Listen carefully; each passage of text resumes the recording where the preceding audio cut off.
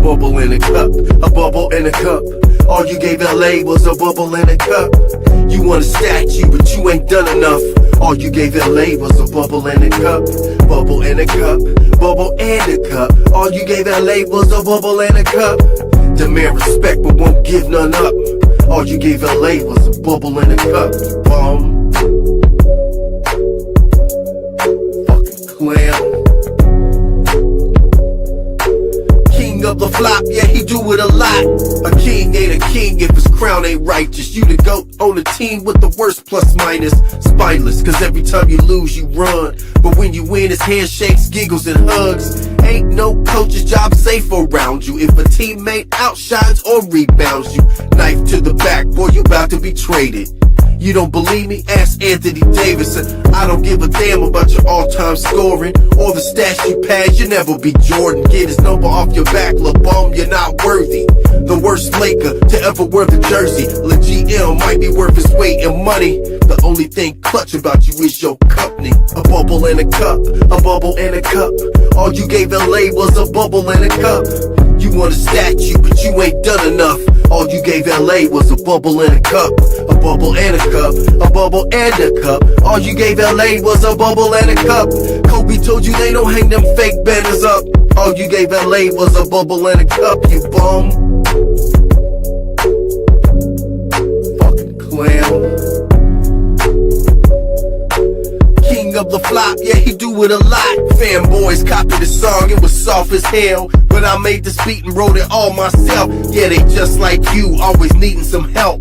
A lot, but Jordan wins with what he's got. He never cried, helped me to the refs for favors. Believed he couldn't win, became a ring chaser. Disrespected the game, or thought he was above it. Made a team draft a son they never really wanted. Called himself the GOAT, he respected other eras. But you don't, you won't appreciate the elders. You said we was lucky to get more LeBron, but you was wrong. We can't wait till your ass is gone. You narcissistic.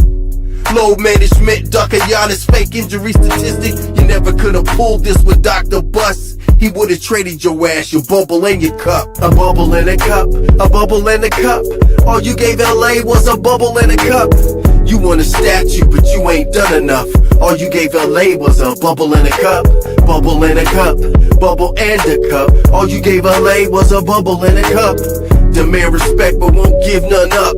All you gave LA was a bubble in a cup, bubble in a cup, bubble in a cup. All you gave LA was a bubble in a cup. Kobe told you they don't hang fake banners up. All you gave LA was a bubble in a cup, bubble in a cup, bubble and a cup. All you gave LA was a bubble in a cup. All-Star Weekend still waiting on your dunk. All you gave LA was a bubble in a cup, you bum.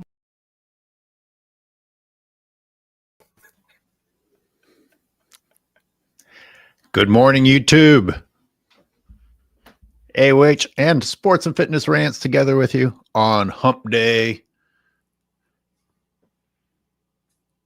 What's up, Robin? You know what's up, man. Once again, shout out to my man Lamar Wallace for bringing us Bubble in a Cup. That's right, guys. If you don't know, my man Lamar Wallace, L Explicit, he's the one that created that song. So shout out to him, man. All the credit goes to him for giving us that wonderful intro that I know so many of us enjoy. And once again, like my man AOH said, man, we back with another live. We told you guys we was going to hit you on Monday, Wednesday, and Friday. And we are men of our word. And here we are on another Wednesday Rant edition. Me and my man, the Czar, the video footage. Shout out to everybody that's in the chat, man. Spec of Fantasy, Cruise New York, 2 Cali. Shout out to Michael Knight, LT, AC24. Shout out to my man, TG, Hunter Fry, the Third Eye, Tigo Bruno, Willie Williams. Man, shout out to all you guys that continue to come through and support us. Alan, Armand Smith, I see you guys out there, man. My man Minokin 23, Enrique Murillo, Shannon Lewis. Thank you very much to all you guys. Like I said, man, Pal Constantino, you guys know the deal, man. Let's roll.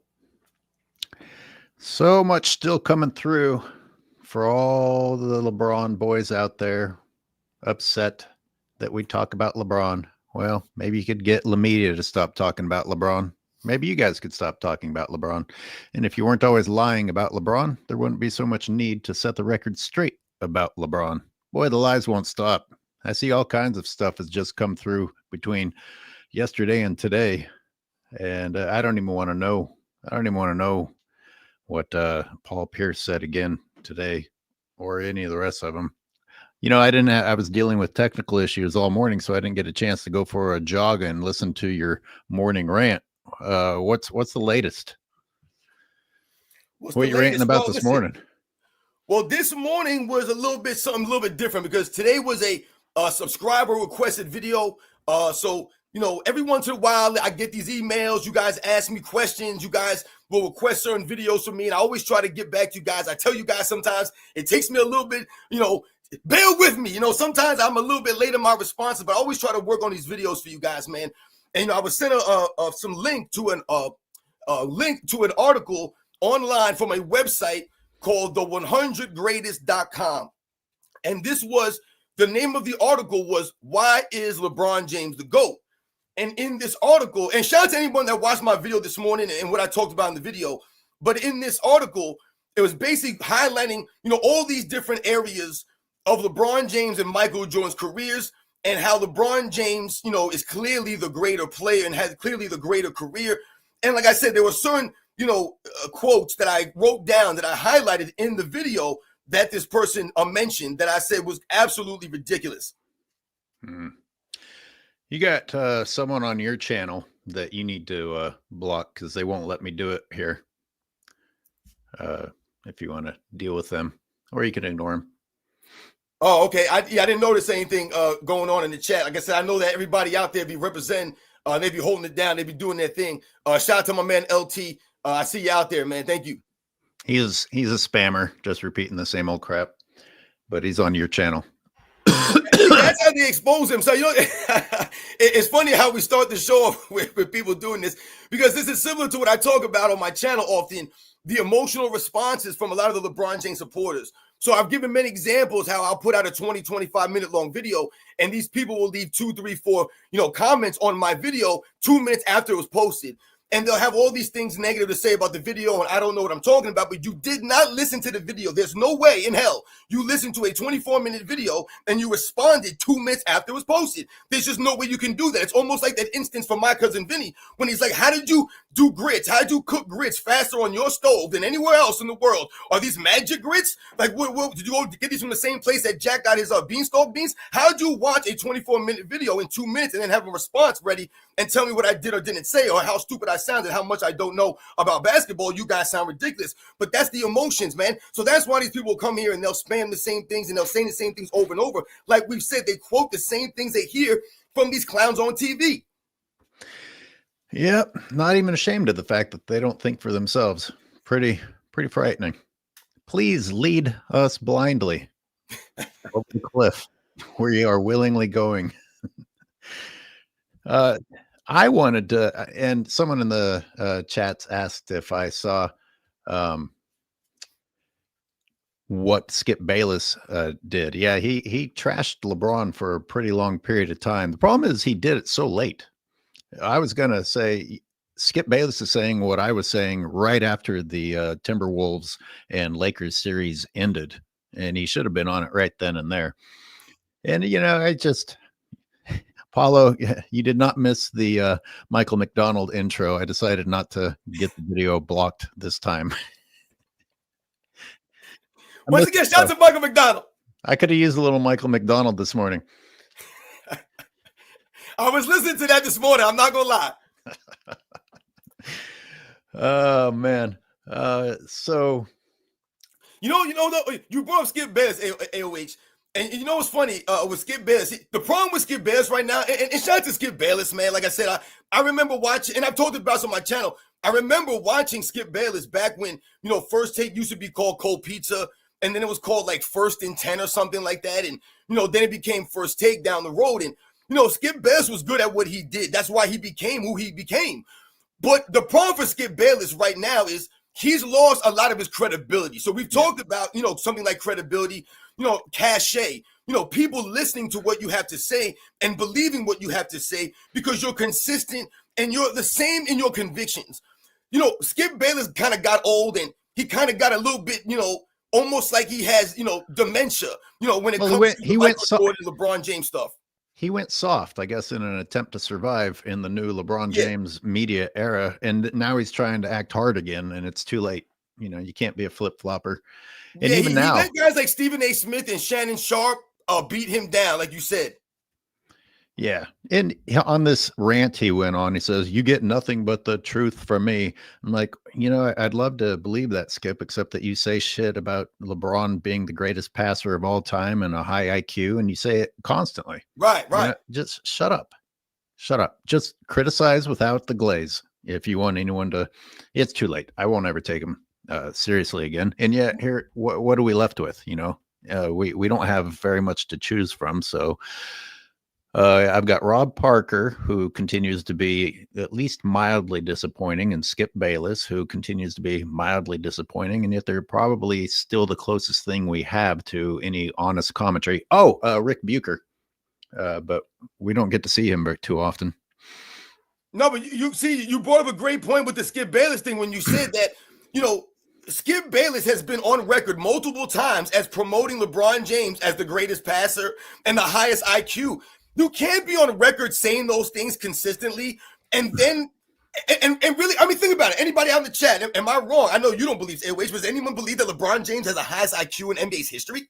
I mean, come on, man. What are we doing here? How dumb are the NBA players then? Like, I just don't see that. Does anyone believe that, you know, LeBron James is the best passer in NBA's history? I mean, come on. What are we saying here? It's almost like when you think about it that way, if Skip Bayless is promoting this, the platform that Skip Bayless has, you have that platform and you promote LeBron James as being the smartest basketball player of all time, and then you listen to him speak, then you watch him with some of the plays at the end of games, you watch his interactions with his teammates, you see that he hasn't been smart enough to figure out that he's the one that needs to make the sacrifice. He's the one that needs to make the adjustments. He's the one that needs to figure out how to play in the system and help his teammates help him. He hasn't been smart to figure that stuff out, 22 damn years in the league, but you're going to say he's the smartest player in NBA's history. That's insane for anyone to believe this, but Skip Bayless has been on record saying this over and over again. It's like when Stephen A. Smith says, oh, LeBron James is a great husband. LeBron James is a great father. LeBron James is a great philanthropist. Oh my gosh, strike me down. I got LeBron James number 2 all time. You can't go on these, you know, pathetic rants, like I said, looking corny as hell and sad, like you said, trying to play to LeBron James and his fan base and his entourage when that's not the reality. Give me one game. I'll even let the fanboys choose it. Give me one game, and I will show you extremely low IQ plays and extremely bad passing. It's any game breakdown I do. I'm actually baffled by how bad LeBron James's decision making is, and I'm actually baffled by how bad some of his passes are. And I'm also baffled at how he'll dribble up, throw the ball to the guy who's standing on his left, and the announcers would be like, "Oh, court vision."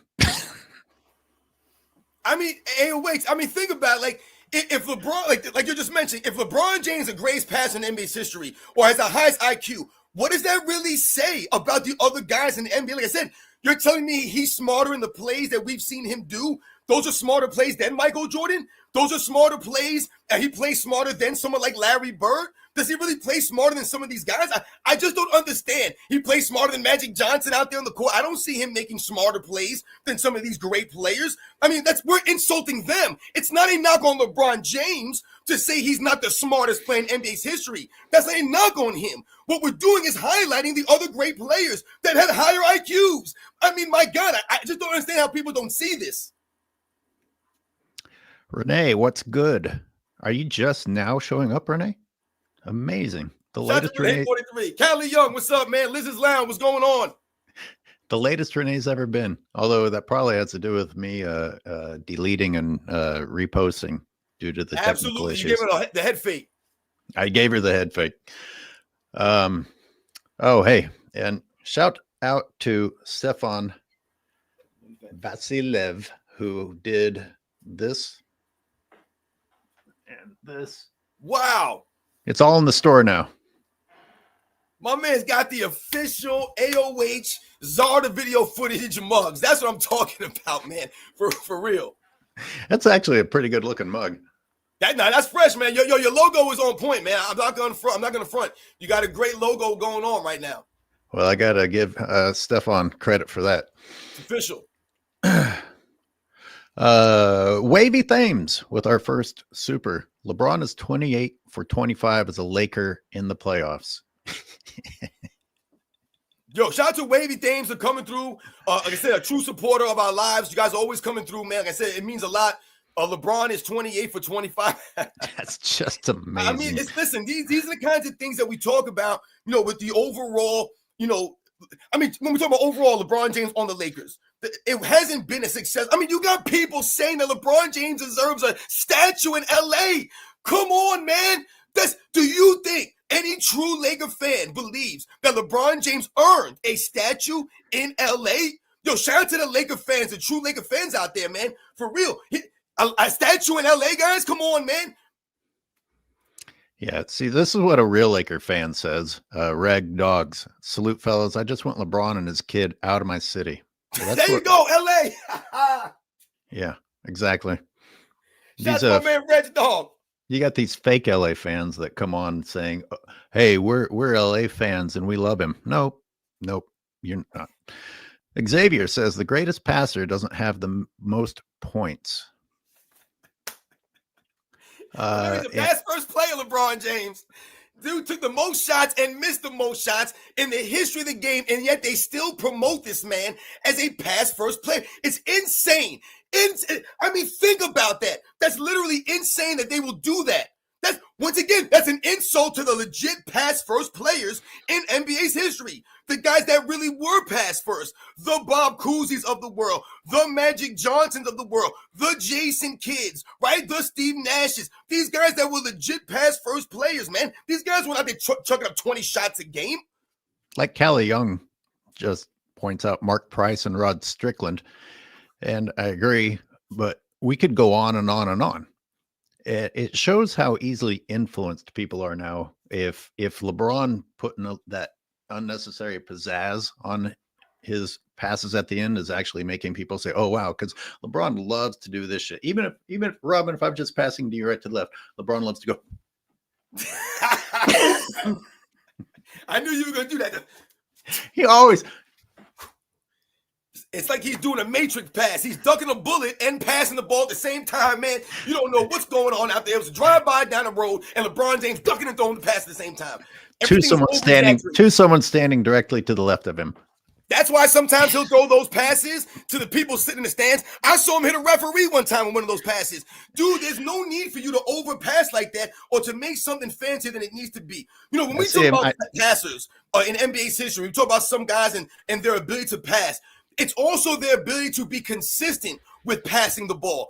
There's a reason why LeBron James has turned the ball over as much as he has in his career, guys, because the precision that he lacks consistently on his passing. So like we just mentioned, sometimes LeBron James has a simple pass to make, but he tries to make it look as if he fooled the defense somehow. A lot of LeBron James quote-unquote assists come off of guys doing action away from the ball. So they're creating the opportunity to score, and LeBron James is throwing them the basketball and they're knocking the shot down. Or like you showed the other day in the clip, they'll catch the ball, take 4 or 5 dribbles, create the basket for themselves, and LeBron James receives a reward. So when we're talking about the passing, it's not only the guys that can pass flashy, but there are also guys that are more consistent, being precise. When you think about John Stockton, I've often said, the greatness of John Stockton, his greatness of his passing ability wasn't necessarily the flash of it, even though some of the passes that John Stockton makes in his career, we can make these passes.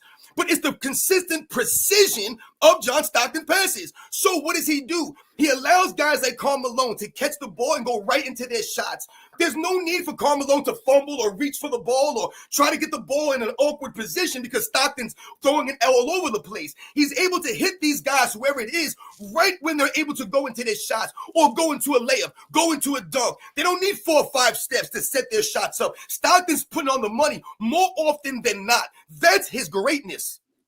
Yeah, we want to talk about people who were able to get a direct score from a great pass. Talk about Horace Grant. Horace Grant owes a huge debt to Michael Jordan. The more I watch Horace Grant, I'm like, oh, wow, great job, Horace. You caught the ball wide open under the rim. Anyway, LeBron does do one thing consistently. He throws it off the back of the backboard, inbounding. That's a great pass. I mean, listen, like I said, no one's saying LeBron James is a horrendous passer or he can't pass the ball. No one said that on here. LeBron James is a good passer, man. But when you try to act as if he's the greatest passer, then once again, you're not living in reality and you're not doing the NBA's history a service. You're disrespecting the actual guys that were truly greater passers. All right, the Isaiah Thomas of the world, the Oscar Robertsons. Like I said, we know the guys that are better passers. You know what I'm saying? To me, Mark Jackson, a greater passer than LeBron James by far. Not only a greater passer, a more spectacular passer. Shout out to Mark Jackson, who doesn't get mentioned much as one of the great passers, but the dude was spectacular. He was a true pass-first point guard. A lot of these guys, that's what they were. Rob Shum, supposed to be in a meeting, but here I am with Hump Day Rants instead. I don't know whether to give you a shout out for that or say no. No, yes, Rob Shum. That's what I'm talking about, man. Once again, I don't want anyone to put their jobs in jeopardy. So shout out to my man who's supposed to be in the meeting right now. But damn it, we having a meeting over here too. You go to the meeting. Just put these in.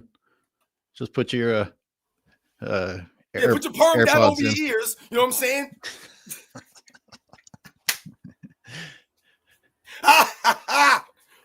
Yo, but for real, shout out to my man Rob Shum for coming through, man. Rob. And Xavier, again, if you guys saw LeBron, what would you say to him? First word out of my mouth is bitch, because that seems to be his trigger word. LeBron, his special rules. Oh, there's just certain things you don't say to someone as a father and a family man. And Adam Silver, I'd like this person to be suspended from the playoffs because I decided that I can't be called a bitch. My own special rule. He is a bitch. Period. He's a bitch. I'd love to see what he does. Shout out to Xavier, the God. That's a great question. You know, it's funny. I really never think about these things. You know, what would I say, LeBron James, if I saw him? I'd beat him up. I'd try to fight LeBron James, man. Like, some of his fans, that's how they think someone like me is. Like I see LeBron James. You hate LeBron James so much. You hate LeBron James. Man, listen, I probably wouldn't even bat an eye if I saw LeBron James. I'll be honest with you guys. But the reality is, I would truthfully, if I ever got a chance to even just ask LeBron James a question, let's say, I would truthfully ask him, yo, man, do you really think that you're the greatest player of all time, man? Like, let's be honest, man. Let's be real here, man. Like, stop it. You know what I'm saying? Like, that's really what I want to know, man. Because, like I said, for someone to walk around and say that, I mean, dude, come on. Like, you saw what happened when he came to New York. Oh, man, that was brutal. That was brutal. Wow, that was brutal. And James. Braun fans are gonna pretend like he was taking the higher road. Nope. Braun had nothing to say to those people. What was he gonna do? Make himself look even worse by trying to retaliate? No. But the only thing he could do was put his head down and walk away. Get your weak shit out of here. Yeah, it's crazy. They did not mince words, did they?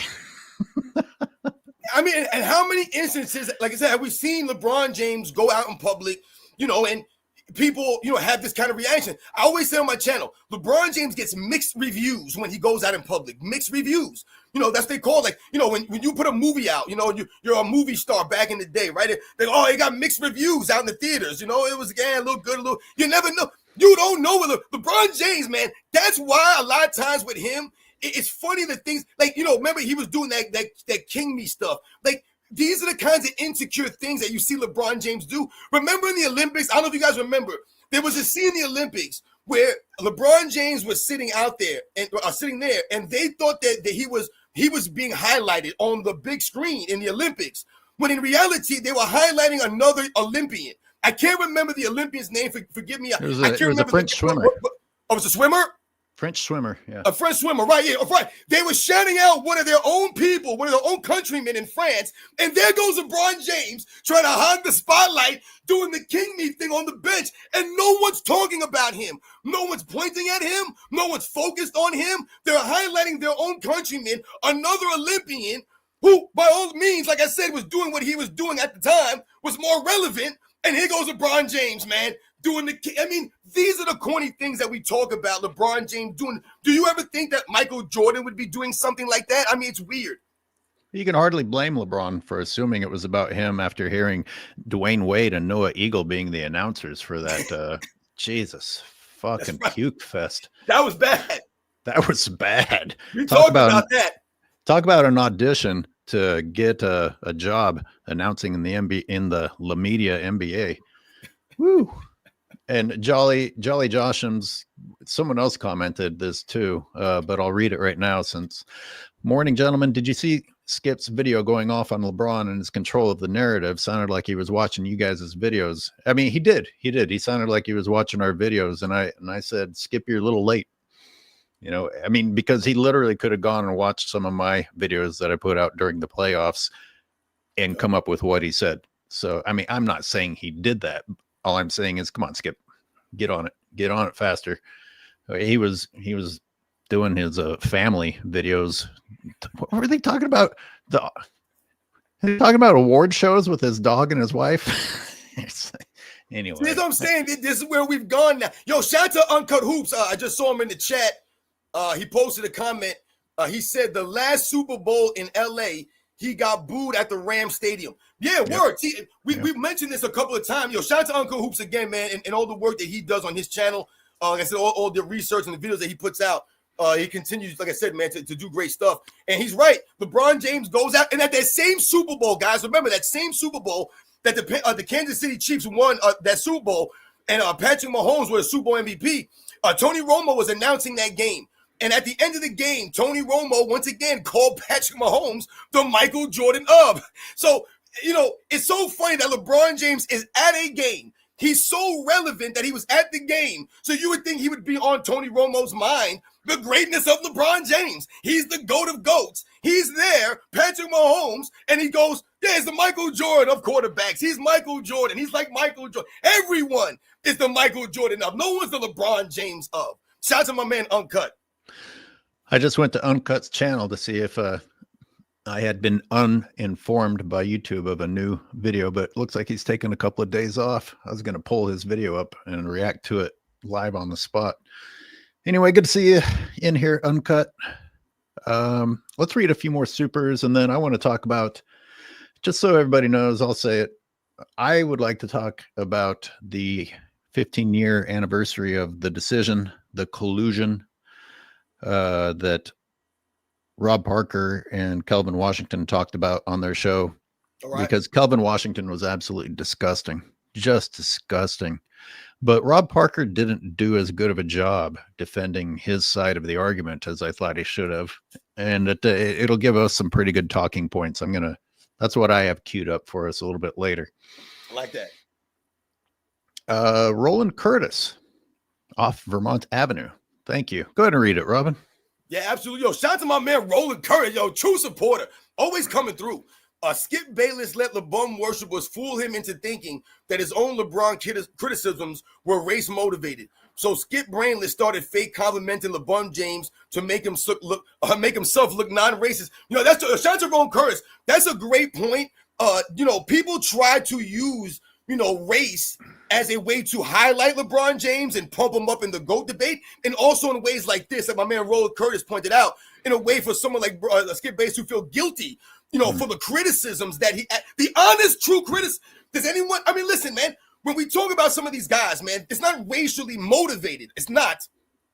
I don't believe that Skip Bayless was racially motivated. The criticism that he was given, to me, if you want to say he was a Michael Jordan lover, to me, it seemed more on that level. It's just, nobody knows, even if Skip Bayless was a racist. Like, it's a lazy argument. You see, basically, you saw a white guy who criticized someone you don't want criticized, and you went the race route. They actually are the ones who went the race route, or the people that were calling me Skip Bayless early on. What did we have in common?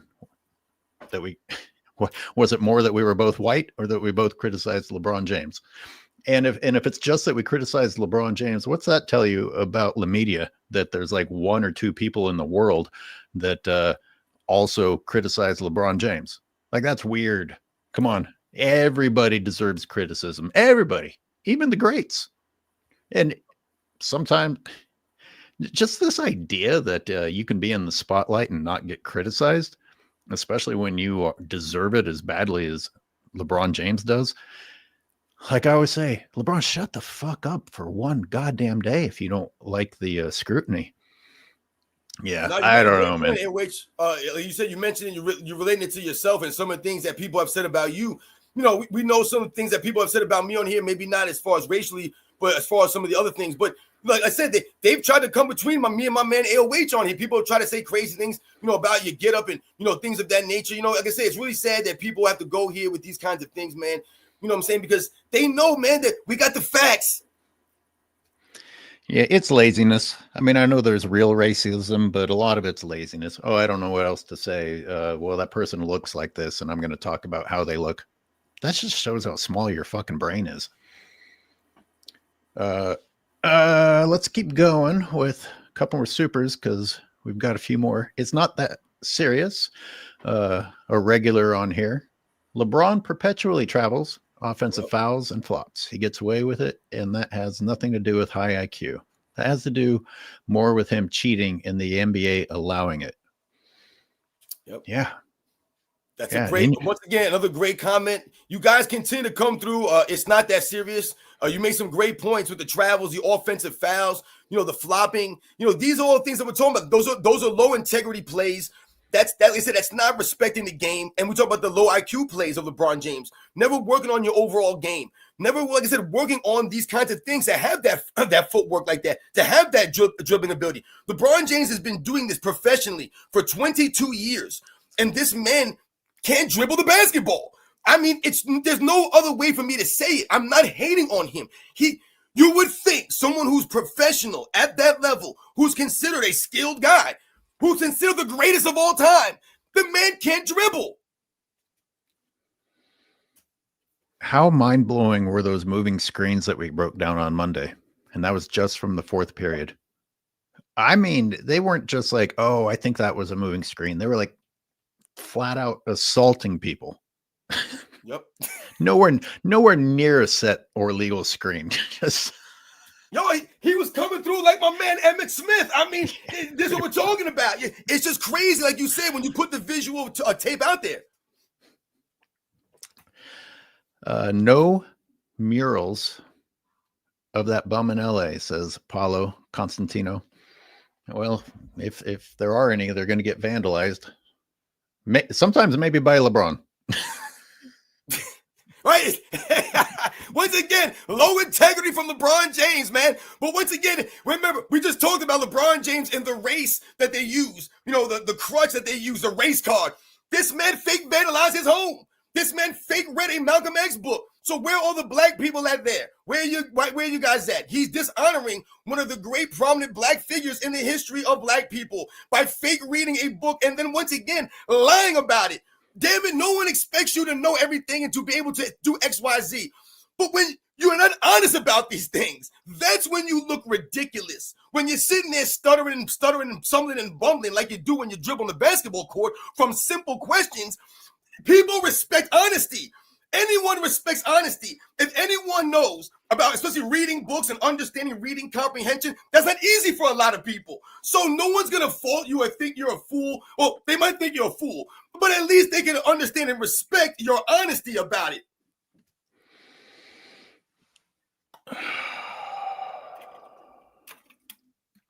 I read Jolly Josham's and Wavy Thames with another super. LeBron 0 points, 27 minutes combined in those 4 quarters. Yeah, those 4 quarters were something else. And that's been his whole career, though. And goodbye in the 4th quarter. LeBron fans turn around and pretend like the 4th quarter isn't important. I don't even know where. I mean, already what do you even say to something like that? Who's gonna pick somebody onto their team? Again, let's just go back to pickup ball. Who's going to recruit someone to their team with a reputation of disappearing in the 4th? You really going to stand there on the sidelines and tell me, yeah, but he's good for like 2 or 3 of the other periods? AOH, when it matters. I'm telling you right now, AOH, this point that you made the other live that we did, that you're relating to right now, as far as people playing basketball themselves, how would you feel during some of these instances? So we often relate these conversations to the NBA level. But if we dumb it down a little bit and we think about and we relate it to ourselves, and that's what I think is a great point that you're making that I think we need to talk about again. what would you do and how would you feel in these moments on a basketball court right now, guys? A lot of us still play the game on the courts, on the streets. You guys know that I do. So how would I feel? Am I letting people take 4 or 5 steps out there on the court? Am I letting people put their hand under the basketball and just carry, blatantly? No, you're going to call this stuff. People are going to call you out on this nonsense. Are you going to be okay, like my man on AOH highlighted, with someone coming into you on a screen and launching them into your back or launching themselves into you illegally? That's not basketball. You're not going to be okay with those things. But the LeBron James fans are apparently okay with him doing it at the professional level. When you talk about it, the way that LeBron James go about his business, would you be okay, guys? You're playing 5-on-5 out in the street, right? You're out there in the court. You're in the gym, whatever it is. You're out there hustling, right? You guys are sweating. You guys are having a good game. And all of a sudden, the guys on your team, one of your teammates, just starts standing around. And his man scores, and he looks around and starts yelling at you. He looks at you like, yo, how come you ain't get my man? You ain't covering me. Are you going to be okay with that? Because we see LeBron James do that often, guys, on the basketball court. So if you wouldn't be okay with one of your teammates standing right on defense, watching your man beat you, not even just sticking a hand out, not trying to slide his feet over to play any kind of help defense, watching his man score and then looking at you as if it's your problem, you guys know that you would not be cool with that, and you wouldn't do that on the basketball court either. I tried it. I decided I wasn't going to play defense, and they looked at me and I was like, but I'm old. And for some reason I didn't get picked up the next game. I'm just kidding. I would never do that. I would never fucking not get back on defense. You just said AOH again. You're not going to get picked back up. No one's going to want you on their squad. Listen, man, I've been on the courts, guys. I don't know about people out there. I've been to the playgrounds and the courts where if you lose, you're not getting back on, man. There's freaking 5 teams waiting to get on the court. You're not getting on. You got 1 billion people out here waiting to get on the court, man. If you lose, you're not getting back on. But I've also been on the court in scenarios where if you lose the game, you might be able to get back on the court because people might respect your game and they might be like, yo, man, you want to run with us? We got space for one more. It's between you and 4 other guys, and they're going to pick you because they recognize your game. They're not going to pick you up on their team when they watch you standing around looking like this and you're blaming other people for not playing defense, man. It's insane. No one's saying that everybody that plays street ball who's out there is an elite defender and we're all locking our guys down and we're playing defense, but we're out there giving the effort. We're getting across half court. We're not blaming our teammates when our man scores. We say, yo, that's my bad, guys. I didn't get back. I'm being lazy, man. My fault, man. I didn't help you on that. LeBron James looks at his teammates in disgust. Monacan 23. Highest IQ with the most turnovers in NBA history? No. Which we kind of talked about already, but let's go another direction with that. What will LeBron fans say? Well, look how many games he's played. It's amazing how they acknowledge how the number of games played can just eventually add things up, and it's nothing to really get excited about in the case of turnovers. But when it comes to points, suddenly that doesn't apply anymore. Nope. Always pick and choose. Go ahead and read Roland Curtis. Yo, Roland Curtis again. Once again, much respect to Roland Curtis. Skip Brainless. Yo, my man Roland Curtis going over and Skip Brainless. Yo, fake compliments LeBron James by calling LeBron James the greatest driver of the basketball. Yup. In my opinion, young Michael Jordan is the greatest driver and finisher in NBA's history. Yo, shout out to Roland Curtis again for coming through, talking about something, another thing that we forgot to mention, that Skip has always promoted. LeBron James, the greatest driver of the basketball, AOH. This is a very, very simple question, but how excited can you be about somebody who gets to go in a straight line? Even if his percentage of finishing was like mind-boggling and he wasn't blowing these layups or screaming for a bailout, which already takes away whatever credit you wanted to give him, in my opinion. He puts his goddamn head down and just speeds up people. Yep. How is that a great driver? Unless we're talking about a different sport, unless we're talking about a fullback. Why wouldn't you be more impressed by somebody who agilely goes around the defender and just fools the shit out of people and suddenly is at the rim? I just don't understand how excited you can be when LeBron James can take the ball in bounds at the other end, go in a straight line to the other end. Wow, what a great driver of the basketball. Right, AOH. AOH, again, you're making some great points here with the advantages that LeBron James has had throughout his career. So we all know about LeBron. Listen, LeBron James is a great athlete. So he's had these athletic advantages over a lot of great players that were not athletically as gifted as LeBron James. But to me, they were more effective driving the basketball because they had to do it under tougher standards, under tougher conditions, because that's what a lot of this comes down to. You know, oftentimes the LeBron James fans will try to put some numbers out, right? And they'll say, oh, LeBron James finishes around the rim, you know, within 2-3 feet at this percentage. And they'll highlight this versus someone like Michael Jordan. And they'll say, oh, he finished around the rim greater than Michael Jordan. Okay, no doubt. You're talking about percentage-wise.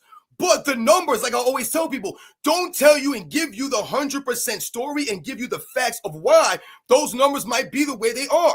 Because when we take into account when Michael Jordan played, does anyone think that the people or the caliber of players that Michael Jordan was faced with going against inside that paint area in the 80s and the 90s when he was playing the game, does anyone think those players were lesser than or not as aggressive or not as intimidating around the rim? To me, he played against greater paint presence, greater rim protectors, greater enforcers, guys that were more physical because they were able to be that way. So the percentages that maybe he finished at the rim with would be changed and be skewed because of the competition and the standard of the level of standard he was going against.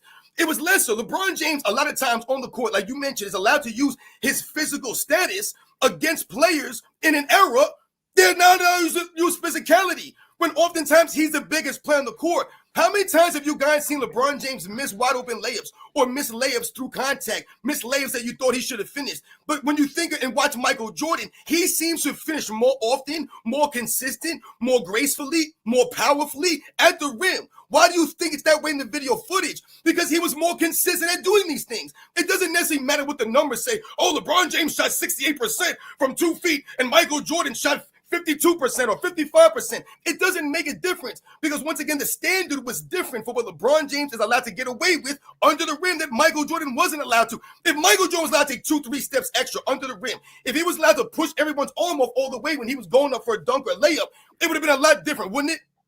We got video footage of Jordan doing this. Yep. And getting called. LeBron James gets a running head of steam, lowers the shoulder, does the full thing, and does not get called. That's how much things have changed. But Roland Curtis topped off his previous comment with another one. Young MJ dunked on more centers than LBJ ever did, which I left off of my point of LeBron going in a straight line.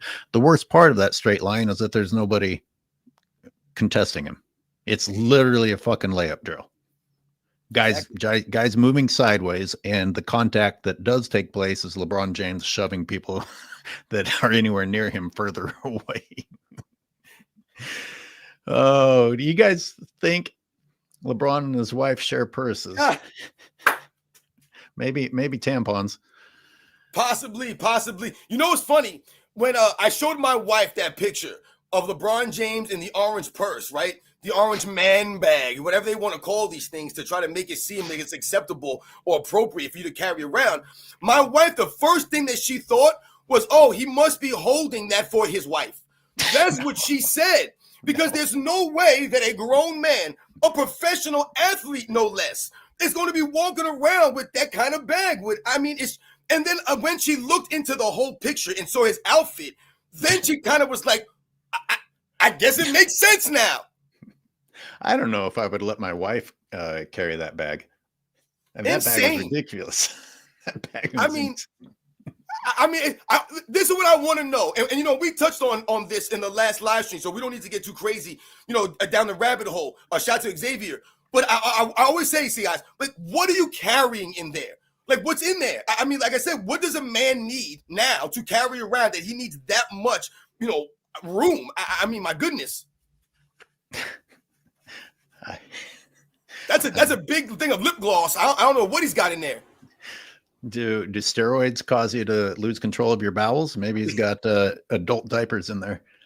Hey, listen, man. I know about lotion. You know what I'm saying? Shout out to all my black people out there being ashy. You got to carry around your lotion and stuff like that. I get all that. You don't want the ashy elbows and knees. But come on, man. I ain't never seen my dad walk around with no purse like that. I told you, the man a wallet. Come on, man.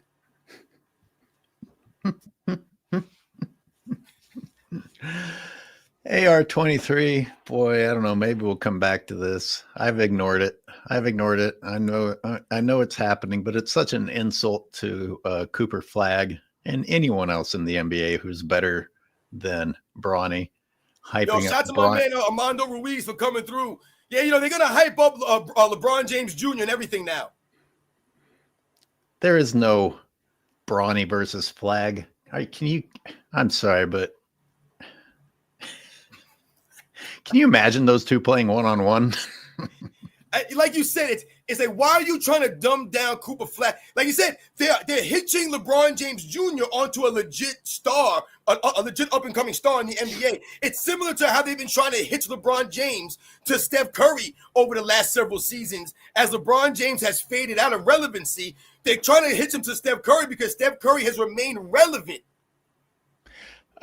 This reminded me, you know, LeBron hitching himself to other people, as you've pointed out in your some of your rants. He's got to always somehow bring it back to him, make it about him. And a couple of people on here mentioned Skip Bayless's rant.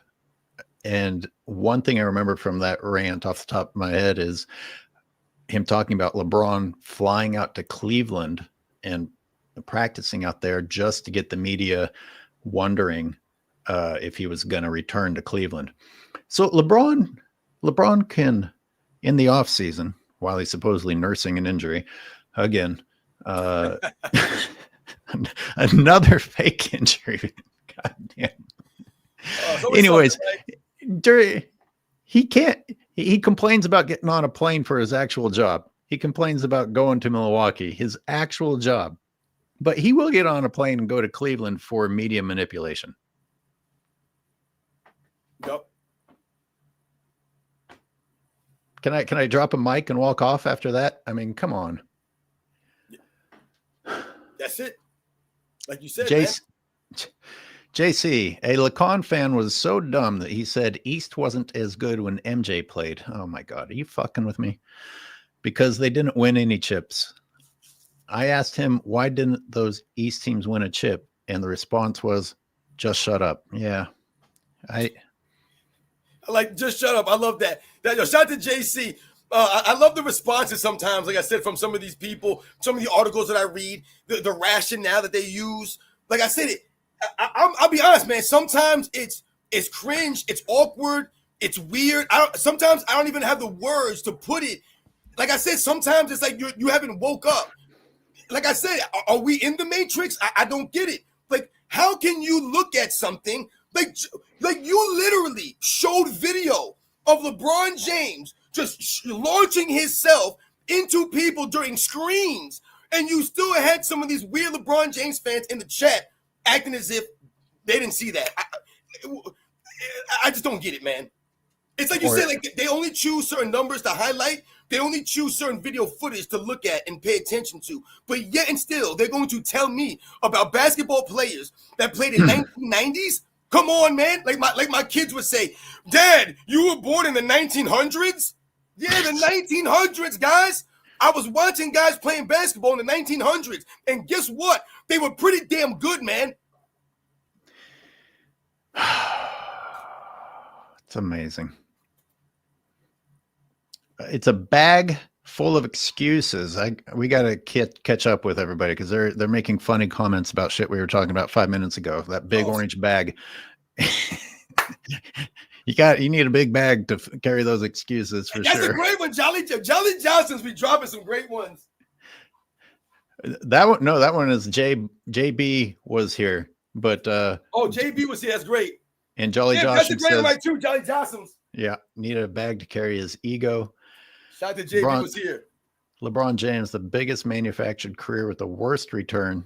Yo, Rob, man, you better get your ass back up in that meeting, man. Shout out to my man Rob. Or else I need a job like that. You can get away with this. It's good when they don't realize you're missing, right? You know what I'm saying? You want to be low profile. You know what I'm saying? Sometimes it better be low profile. You're like LeBron James on defense. They're fine without you. Right? No news is good news. Ershad, this man wore a short suit to a post-game interview. Yo, man. Yeah, shout out to my man Ershad. You guys remember when LeBron James was wearing that short suit and he tried to storm off the post-game interview? He tried to storm off the post-game press conference. You cannot be wearing a short suit and grab your man purse at the same time and storm off. There's no way to look manly and storm off angrily. You can't do it. I mean, it's almost like when cell phones came out, you lost the ability to really slam the phone and hang up on people like you used to be able to do back in the day. You used to be able to really slam the phone on people. Yeah, whatever, man, bang. You can slam the phone on people and really hang up on them. Now you got to hit a button. Like, you're mad, all right, whatever, man, boop. Like, it's not the same effect. Like, LeBron James, like, this is what I'm saying, man. A bag to carry one do-rag and his spare toupees. Yo. Can you tell me about the do-rag wearing? It really baffles me. Listen, man. Yo, shout out to everybody that used to wear do-rags back in like the late 90s, the early 2000s. Like I said, yo, shout out to Nelly. Everybody that was wearing all these different colored do-rags, headbands on. You guys know the deal. If everyone remembers Sporting Waves, Murray's, shout out to all those guys, Sporting Waves. Like I said, man, shout out to everybody out there that used to rock this stuff, man. Used to put this stuff in their hair, get the waves and stuff like that. Rock these do-rags for fashion, for the hair. Like I said, for the actual, results of waves and stuff, man. But there comes a certain point in time in your life when you get to a certain age. But damn it, man, come on, LeBron James, you're 40 years old and you're still wearing do-rags. It was like when R. Kelly was still trying to do music and it was getting weird. It was like, dude, it's getting weird now when you got these young girls in your music videos and you're like, damn, you're 40 years old and you're talking about bumping and grinding on people. Come on, man, this is just weird now. Cameron with no comment, but it's good to see you here, Cameron. Thank you. Oh, Austin Casey's gifting memberships. Oh, that's very cool, Austin. Thank you. Machiavelli. Yeah, shout out like the Wu-Tang Clan too, man. People used to go out there and Method Man used to be out there rocking the do-rags. Like I said, do-rags been around from back in the day. Like I said, people was wearing do-rags for an actual reason. LeBron James doesn't have any hair. If LeBron Explain James the reason. And he has some waves, and we was like, yo, LeBron James waves are spinning. I respect you rocking a do-rag, but damn it, man, you ain't rocking no waves. Your waves is not spinning. The do-rag is directly associated with an effect you're trying to achieve with your hair. Is this what you're telling me? Absolutely. Then what the fuck is he doing? It became a fashion statement also. That's what I'm saying. Like, a lot of these guys, it became a fashion thing, a fashion piece. Like, you would rock different colors. People would rock it under their hats. Like I said, they would rock it. There was different ways to tie the do-rags. Shout out to everybody, like I said, who used to rock do-rags. Man, listen, there was an art to tying your do-rag certain ways. And not everybody could do it. It was almost like tying a tie. People be like, yo, man, how you rock a do-rag this way? I used to have to tie my do-rag for people, man. Tie do-rags for people. Check this out. Austin Casey also gifted you 5 Sports and Fitness Rants memberships. Gift Sports and Fitness Rants. Shout out to Austin Casey, man. Mine. That's crazy right there. Shout out to everybody who got the waves spinning, man. Like I said, I ain't had waves in a long time because I ain't got no damn hair. And go get that F-Girl kit. CGP is helping me segue to the topic of today by saying, did you hear Kelvin Washington tell Rob Parker that Jordan is the GOAT, but LeBron is the best player? That's not exactly what I want to talk about with Kelvin Washington, but at least now we're talking about today's featured moron. And this is the type of crap that you get your Gilbert Arenases, and now apparently your Tracy McGrady's. He's not the GOAT, but he's my favorite. And I'm going to spend my career shitting on the person who's my favorite. I mean, none of these words mean anything. None of these words mean anything. You understand that when these people open their mouths, how would that feel, Robin, when you walk into a room and you talk and you can just kind of tell that they're fake listening to you because they've learned that your words are empty. This is what people like Kelvin Washington and Gilbert Arenas do. It's just empty words. It doesn't mean anything. And if you're still swayed by empty words, then your intelligence is less than what it probably should be. And you're typical. here, let's put a little image up. Go ahead, It was the 15th anniversary, according to the guys on the show, of LeBron James fleeing to Miami. And Kelvin Washington. Yo, shout out to my man Dreamers Pro. Shout out to Charles. I see Dreamers Pro in the chat, man. What's up, Dreamers Pro? He said he wants us to talk about what KD said about Jordan. Yeah, I was having a bad enough morning. I could not click play. I just couldn't.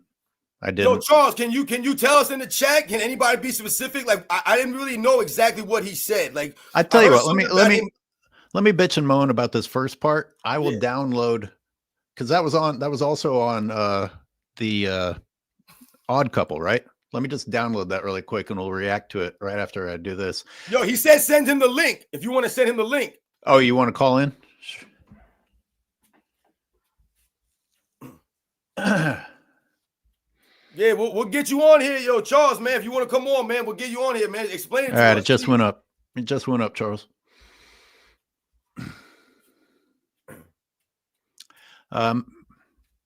Machiavelli says bootleg number 23 will never be Michael Jeffrey Jordan. Real 23. Hey, did you see my short when I was down on the beach jogging the other day? This guy walked by with those Jordans on. No, I missed that. I didn't see that. How did I not see that? Oh, I don't know. I see all your stuff. How did I not see that one? Oh, are you kidding me? Now I gotta check it out. I think he. Shout out to Machiavelli. I think he was homeless, and I was just thinking, you can't even get homeless people to wear LeBrons. they're giving LeBrons away down at the clothing shelter, and people are like, nah, I'm good. Hey, did he get the link? Yo, Charles, he put the link in. Did you put the link out, AOH? I did. Here, I'll put it again. Oh, that's hilarious. He said, get homeless people to wear the LeBron James sneakers. Oh, that's great, man. Yeah, those are the facts. Like I said, man, I work in a school with all kinds of aged children, man. And it's in the chat, Charles. He just dropped it. Yep, dropped it twice. And I don't see no one wearing LeBron James sneakers, man. Like I said, I'm on the basketball court regularly. I don't see no one rocking them LeBron James sneakers. I don't either. I really don't. All right, so let's here I'll put. It's a big anniversary in sports. It is.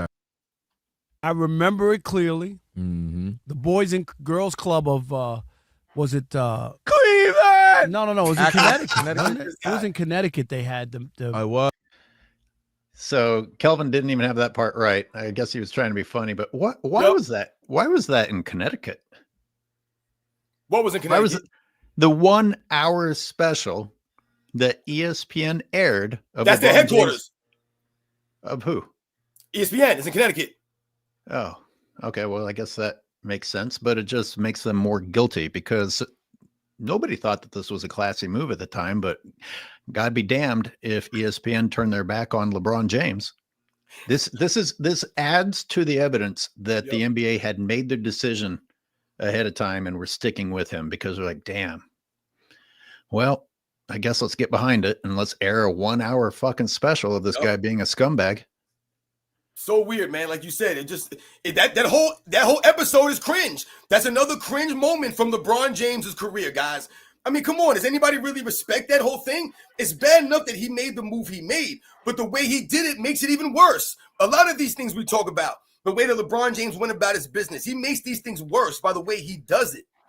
It's super cringe that those kids were sitting there watching that. Why does that need to be at a kids club? But you're setting a bad example for those kids. So, all right, I'll play this fool for another few seconds. It was in Connecticut, if I remember correctly, at the Boys and Girls Club or something. Am I right? It was at where Rob G. What happened 15 years ago today, July? Multiple people. All the 5% of them, those guys played together. A couple of championships, but it didn't really work out. It didn't carry over. Other people tried. A couple teams tried it. Guess what? It also hurt LeBron. It came back to bite him what he was able to do with Miami and how his career and his ring total could be totally different, right? Had he not set this. Look at Kelvin writing down his LeBron James fan excuses. Yup. But you know what Rob Parker's alluding to is people would have respected one ring in Cleveland more than two in Miami or anywhere that he went chasing. But I really want to get to Kelvin. So when I think of, and then Golden, and they won those, then LeBron, Greg Yo, did he get in, Popovich's AOH? 5 championships. I think of low. What? Did this guy Dreamers Pro get in? He said he hit the link. Is he in backstage? I do not see anyone. We must be having some technical difficulty. He said he's trying to get in here. All right, here it is. You see that pop up, Robin? Right now. All right, I'm seeing it coming up. Yo, Dreamers Pro, try to hit that link again, man. We're trying to get you in here. I know the people would love to see you come on the live with us and let us know. Like I said, man, share your thoughts. My God, there's a lot of chats. I'm way behind. Yeah, read off some of them chats and see if until we can get him in here, maybe. Well, holy crap, like you said, man, it's a lot. Wow. Yo, shout out to all you guys, man, coming through and supporting us, man. And like I said, shout out to my man Charles over at Dreamers Pro for coming through the live, man. I hope we can get you in here, man. Here, I'll put it in the private, Charles. I don't know why that would work any better, but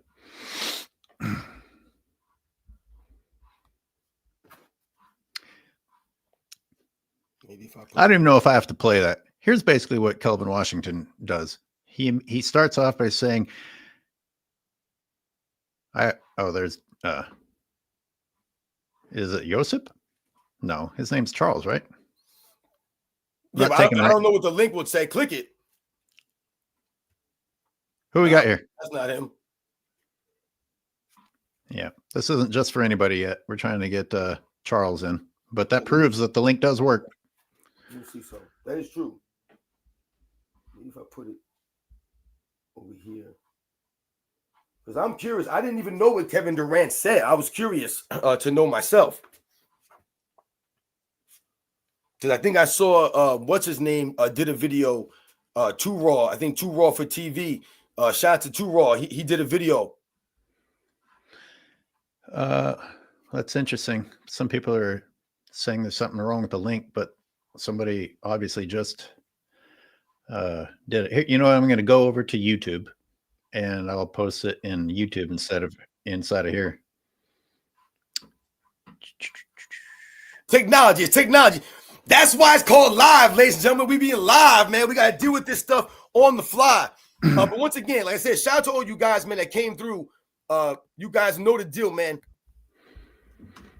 All right. I have now put it directly inside of YouTube.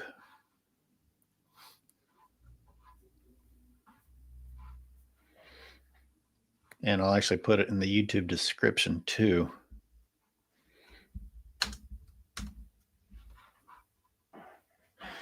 I'm old, bro.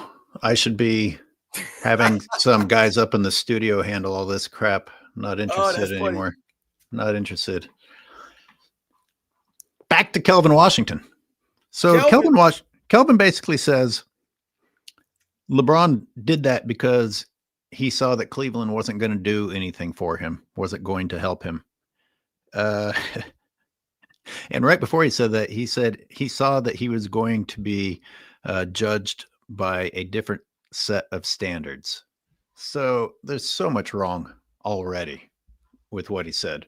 And actually, those two comments are tied together, because if he fled supposedly because he thought that he was going to be judged by a different set of standards, well, that doesn't make sense, because the same set of standards would have been for him to stay there and make it work the way that Michael Jordan stayed in Chicago and made it work. What was the different set of standards that he was going to be judged by? And Rob Parker didn't push back on that. I would like some clarification. What do you mean, Kelvin Washington, that there was going to be a different set of standards that LeBron was judged by? It's the same set of standards. He was just failing those standards, and that was the problem. And then he followed it up with a lie, saying that Cleveland wasn't going to get any pieces to help him. Now, there's a very long list of the pieces that Cleveland went out and got to help LeBron James. So again, it's just completely, his entire argument is not founded in reality. But let's just say that that's true.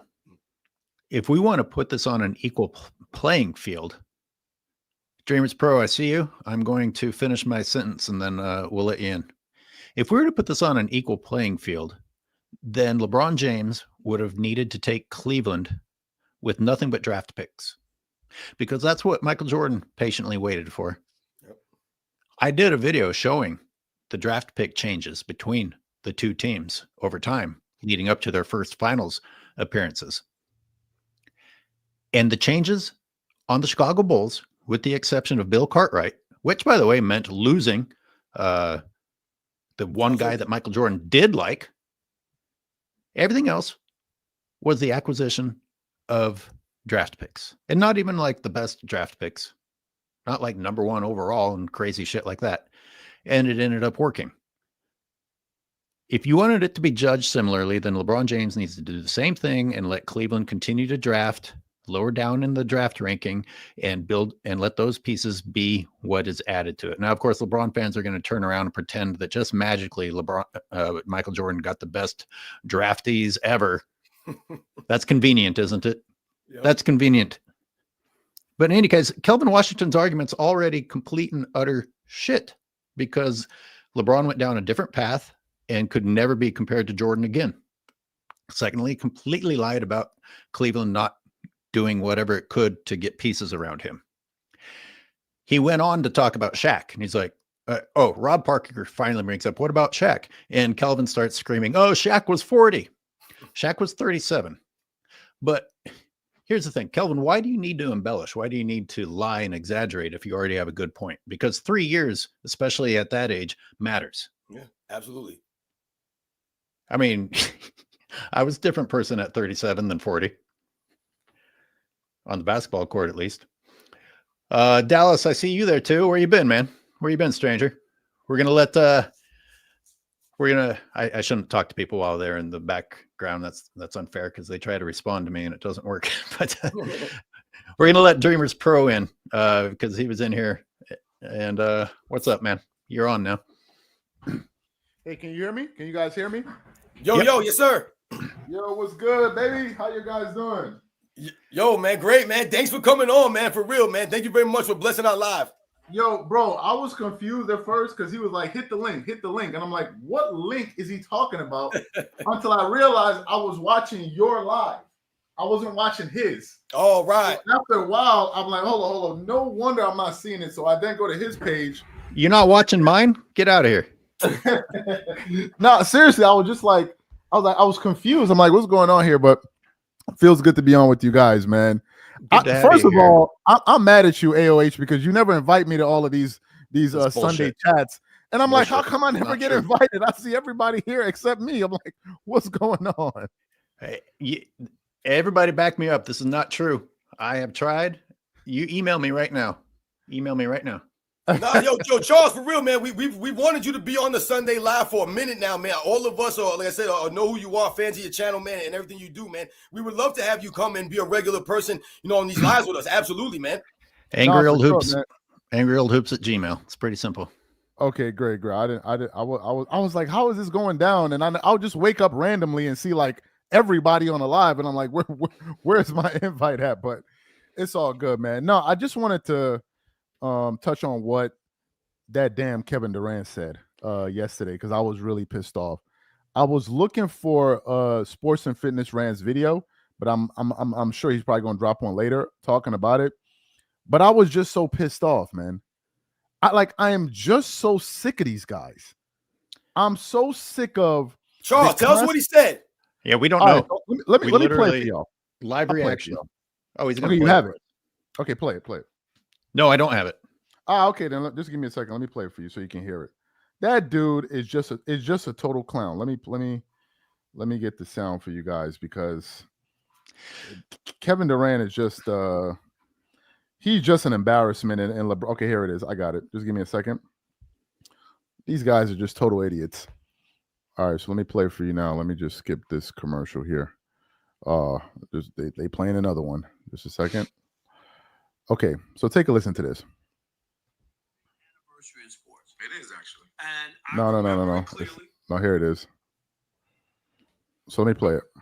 Falling in love with the process. Well, during the course of his answer, it's not because they don't play tough defense anymore and it's easier to score than ever before. trying to tee you up, guys. We're trying to hear what he had to say. I'm sorry, go We're trying to ahead. hear what he had to So say. during the course Go ahead, of his sorry about answer, as he was explaining the importance of being locked in, KD may or may not have taken a shot at your favorite player. Take a listen. You got to recommit to this game.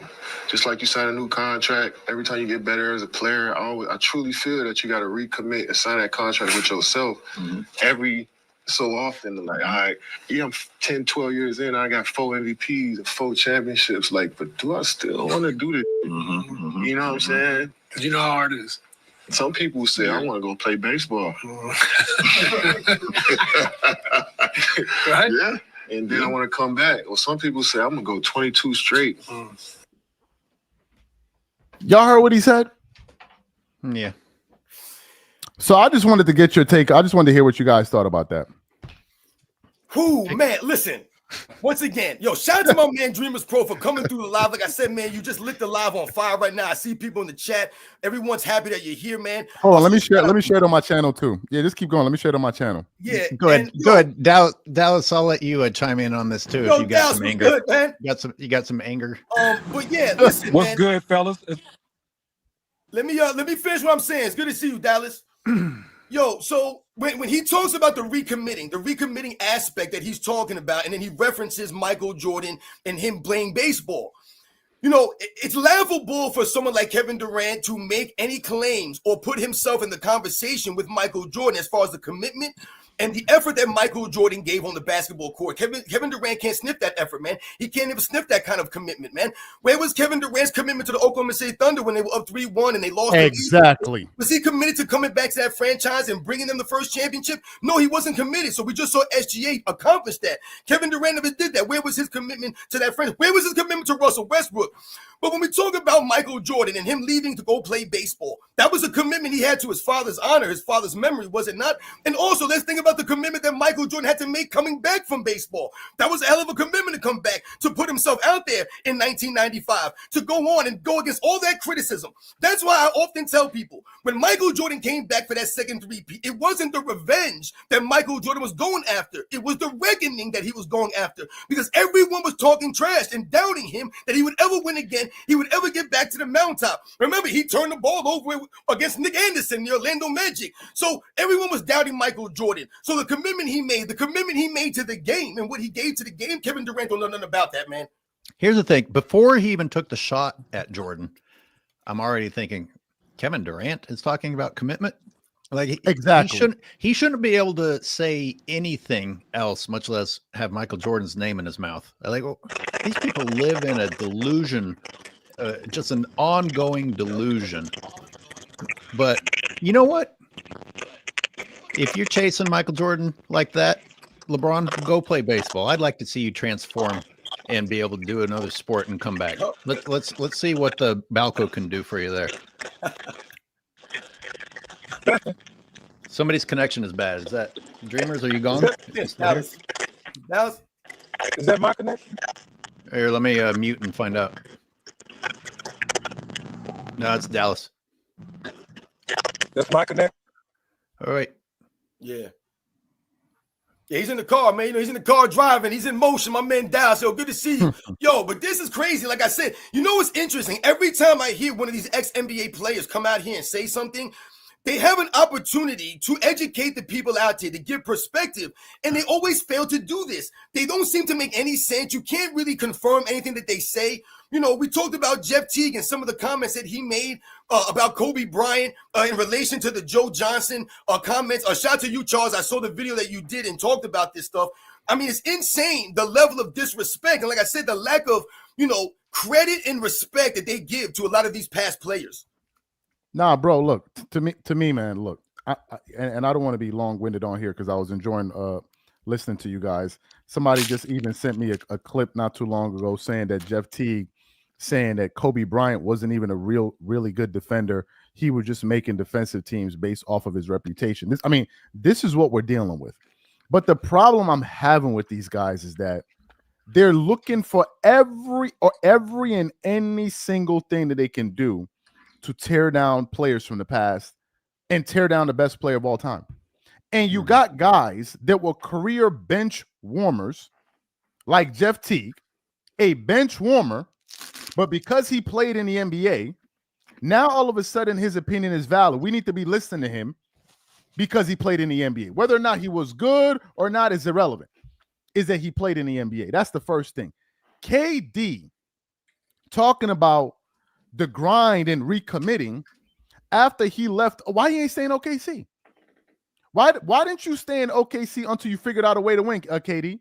Why did you leave OKC, go to Golden State? Then when you got tired over there, you ran to Brooklyn.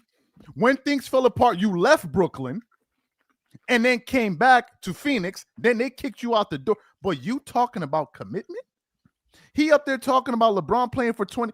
Jordan, when he retired in 1998, when he retired in 1993, they couldn't beat him. It's not like as if he was losing. They had just won a three-peat, something KD and LeBron know nothing about. Absolutely, positively nothing. They don't know nothing about that. LeBron is still playing because he's still trying to convince people that he's the GOAT. If he thought he was the GOAT, he would have been retired already. Why is he playing? Exactly. What's this desperation to win a fifth ring if that's not the only reason you're playing right now? So to sit there and talk about the greatest player ever, the guy that's directly responsible for you guys having shoe deals and all of that stuff, and us even caring about basketball, to hear Kevin Durant, of all people, the dude that ran from the grind wherever he went, to now talk about Michael Jordan quit basketball. Does KD not know what happened in July of 1993 that he lost his father? Does he not know this? Like, these guys, man, I'm just so sick of these guys. What if we left the dad part out of it? Michael Jordan brought 3 rings to the Bulls. You can retire if you want to. It's not a lack of commitment. He accomplished, he conquered, reigning MVP. Yep. Hey, I'm ready to move on. I'm tired of beating the shit out of everybody. I'm going to go try something else. And his dad died on top of it. I'm sure he needed to go deal with it in his own way. But Michael Jordan, if you only take the first three-peat, did more for a single franchise than LeBron did for any of the ones that he's gone super team hopping to. And these guys are talking about recommitting. LeBron James leaves Cleveland the first time after failing miserably. He didn't leave Cleveland in a good place. He didn't leave Cleveland on top, and he didn't even leave Cleveland in a classy manner by saying, hey, guys, thanks for everything you did for me. I think I'm going to move on. Please prepare for the upcoming season. No. I'm going to drop the bomb on live TV and just leave you hanging. And then pretend that I actually care about the franchise a few years later when, once again, I'm losing. Not when I'm on top, not when I leave Miami in a good place, when I've sucked Miami dry. Then I'll go to Cleveland and I'll suck Cleveland dry again. And then I'll go to LA and I'll suck LA dry again. The interesting part of the conversation is trying to figure out which franchise he has leached the worst. Good question. He is a disease-spreading parasite that can't get enough blood. He will never stop sucking your blood. Yo, you know, what's funny, Charles, you said something about Jeff Teague and Kobe Bryant having, the defensive reputation, quote unquote reputation, and that's why he made all defensive teams. Well, no duh.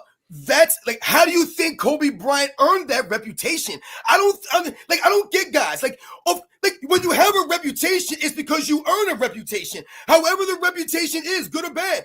And Kobe Bryant earned a reputation as being an elite level defensive player because Kobe Bryant was known as a guy who gave the effort on defensive end consistently. So I don't understand having to knock him for having the recognition or the reputation for being a great defensive player. Like that was a knock. Oh, he was just making them because he had the reputation. No, he earned that reputation. Like LeBron James earned the reputation of being a flopper. Bro, let me tell you something. We did a show yesterday, and I'm gonna let the gentleman speak. Shout out to you, brother. He said, we did a show where I discovered, and I know sports and fitness rants, this is going to stand out to you because you always talk about LeBron not playing defense. Are you guys aware? I don't know if you saw the show, that LeBron James, the last time he made an all-defensive team, first or second, was when he was 30 years old. He wasn't even 30, Charles. That's 10 years 29. ago. Now, Jordan's last all-first defensive team was at 35. Kobe was at 33, but then he tore his Achilles because he would have made it the next year, at least all second, at 34. And now we got dudes like Jeff Teague talking about Kobe made it off. So how did LeBron make it then? Because he only has six total. Yep. I am just so sick of these guys, man. I'm sick of them. Doesn't add up. Makes no sense, like you just said. Jeff Teague, man. Where's the respect for Kobe, Jeff Teague? It doesn't make any sense. These guys just come out here and they continue to talk.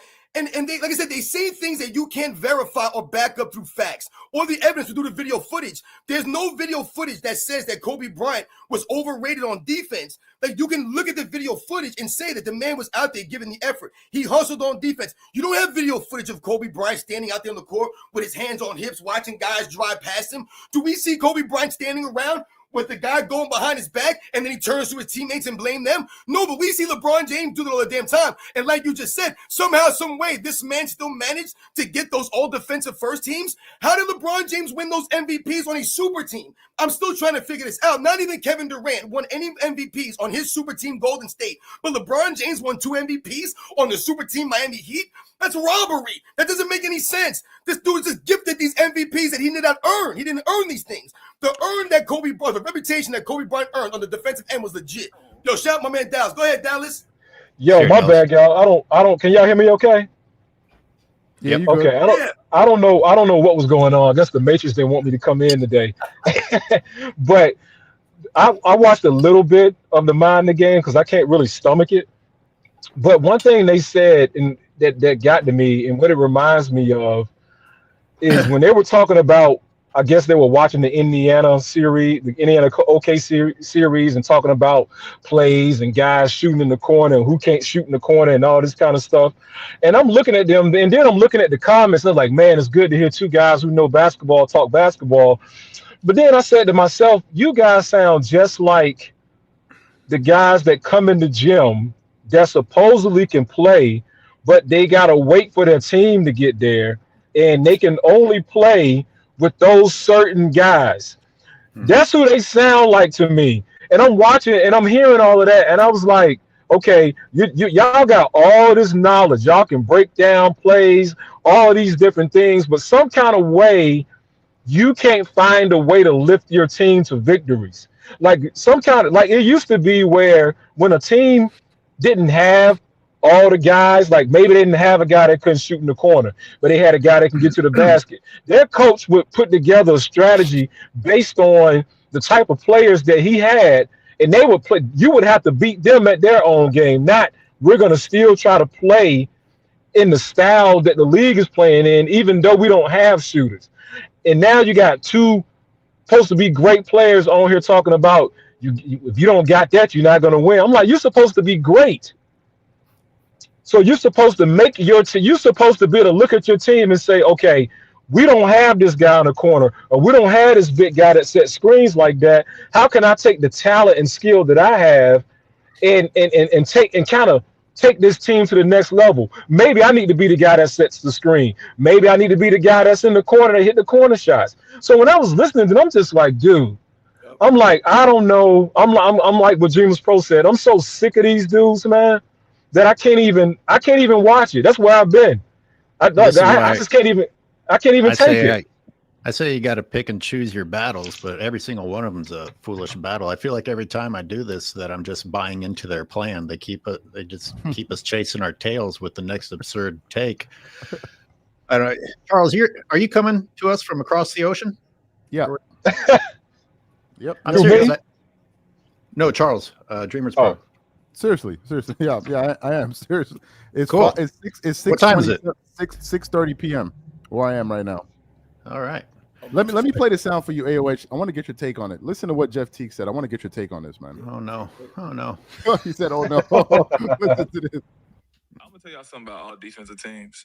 They just put anybody on them after. Like if you made it once or twice, 3 times, they just start putting you on there. Like 12 times all defensive team. I played Kobe, bro.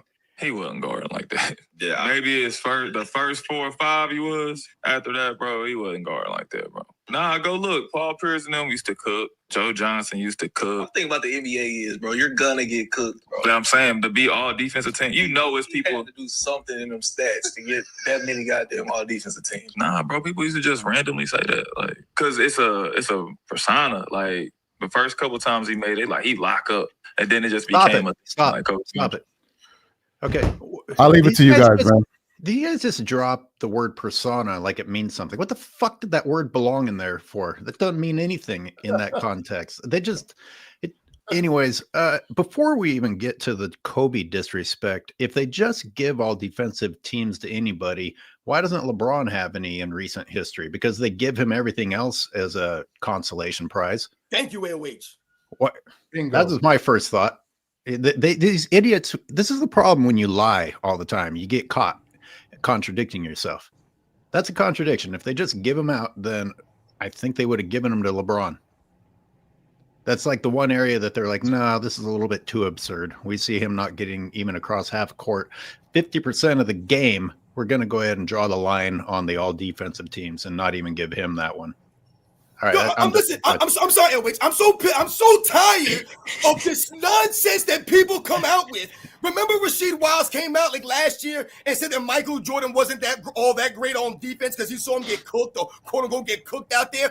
Who the hell said that the all-time great defenders don't get quote unquote cooked on defense? Are you kidding me? It doesn't make any sense. Why do these guys act as if being a great defender or being recognized as an all-time great defender doesn't mean that every guy you play against scores no points, can't get any shots off, you block every shot, you steal every pass? Like, what are we talking about? And also, Jeff Teague, my man, who the hell are you to demand the best elite defense at all times from Kobe freaking Bryant, man?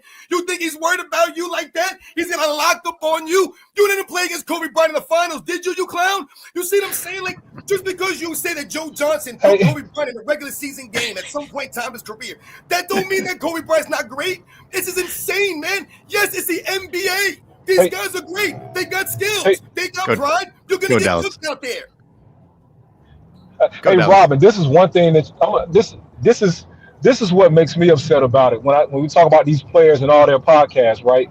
I wish someone would hold their feet to the fire and bring out particular plays where they didn't come through.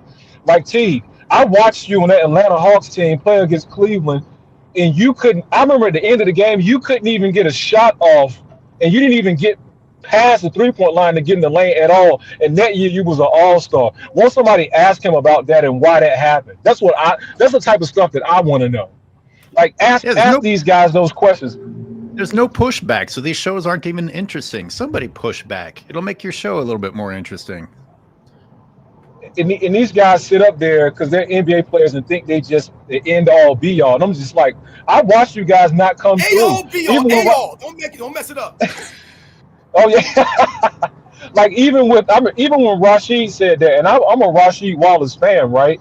But I would ask him, Scottie Pippen too. I'm like, all that talk y'all got when you had that 15-point lead, all you had to do was score maybe 2 or 4 more points. Why couldn't y'all score 2 or 4 more points? You know why? Because Scottie didn't want to shoot, and Rasheed Wallace was shooting jumpers when you needed to be laying the ball up or dunking the ball.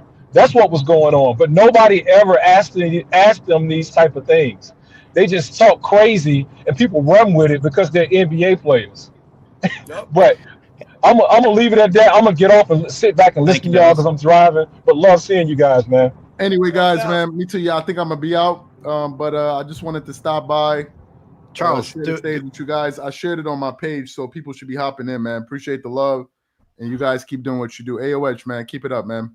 Hey, Catch Charles, you guys later, man. You guys have a good one. Yo, Charles, thanks a lot for coming through, man. I really appreciate it, man. Please don't come through again, man, for real. Let me do an international combination thing before you bounce. Okay. I'm gonna have the guy in Africa read the super chat from South America. Let me put it up. We have a special guest super chat reading. This is from Chile? Argentina. This is an Argentine currency. Okay, that's Argentina. Can you read that? Out to Argentina. Let me see.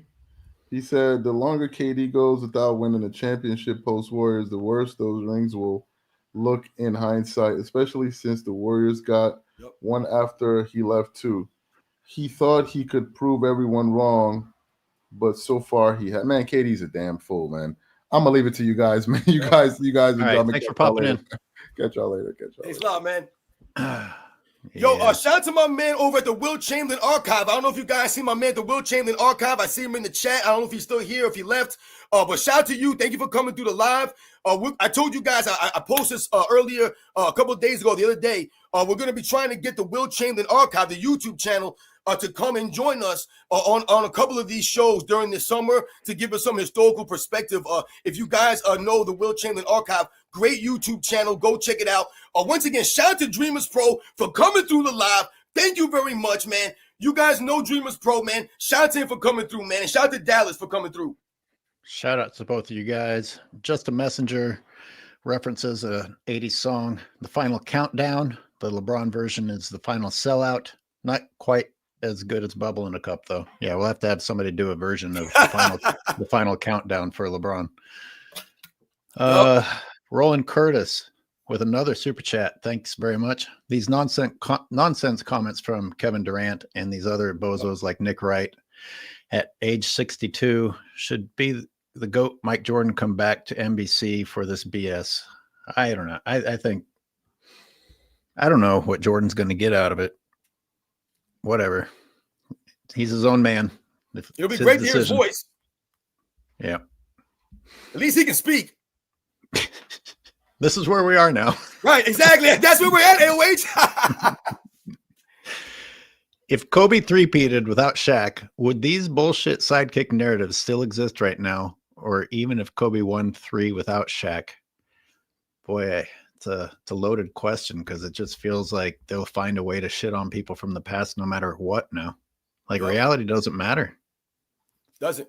The facts never mattered, like I said, for the LeBron James fans. And like I said, a lot of these guys, they don't, you know what's really funny with the Jeff Teagues, and like I said, some of the comments from some of these guys that you hear on these podcasts and these interviews. First, I really question why these questions are being asked to these guys or why these conversations are going down the avenues they're going.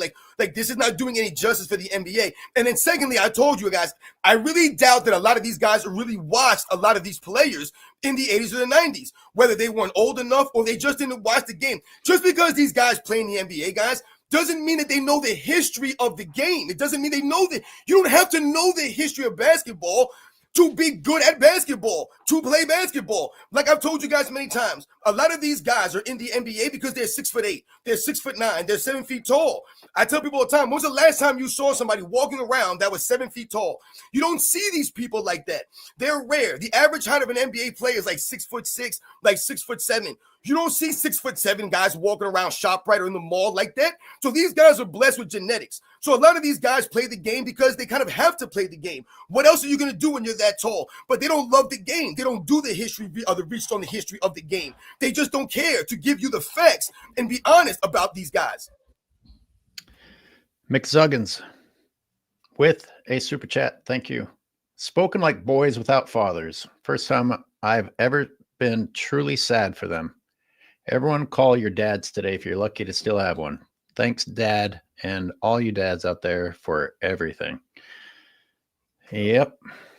Like, I saw Dwight Howard, I don't know, like a couple of weeks ago or maybe a week or so ago.